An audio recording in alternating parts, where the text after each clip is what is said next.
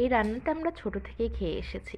আমার মা ভীষণ ভালো এই পরোটাটা করতে পারে। এটা হচ্ছে ছোলার ডালের পরোটা। তো ছোলার ডালটা প্রথমে সেদ্ধ করে শুকনা শুকনা করে নিয়েছিলাম।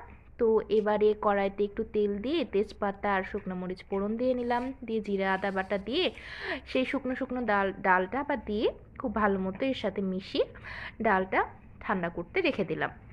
আর এইদিকে একটা গামলার মধ্যে একটু ময়দা নিয়ে তার মধ্যে তেল, নুন এবং চিনি দিয়ে ভালো মতো ময়াম করে নিলাম।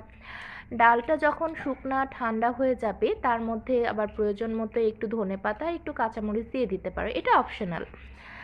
যাই হোক, ময়দাটা এদিকে রেস্টে রেখেছিলাম। তার কিছুক্ষণ পর ময়দাটা এভাবে লেচি কেটে সুন্দর করে বাটির মতো করে নেব এবং তার মধ্যে যে ছোলার ডালের পুর থাকবে সেটা দিয়ে দিব। দিয়ে মুখটা ভালো মতো বন্ধ করে নিয়ে এভাবে বেলে নেব গোল গোল করে। তোমরা চাইলে অন্য কোনো শেপও দিতে পারো। তারপরে এইভাবে তাওয়াতে সেঁকে নেব আর উপর থেকে একটু তেল বা ঘি দিয়ে খুব সুন্দর করে ভেজে নেব। তো এর সঙ্গে চাটনি বা মিষ্টি কোনো কিছু পরিবেশন করতে পারো। আমি ছোলার ডালের হালুয়া বানিয়েছিলাম, তো সেটার সাথেই পরিবেশন করেছি।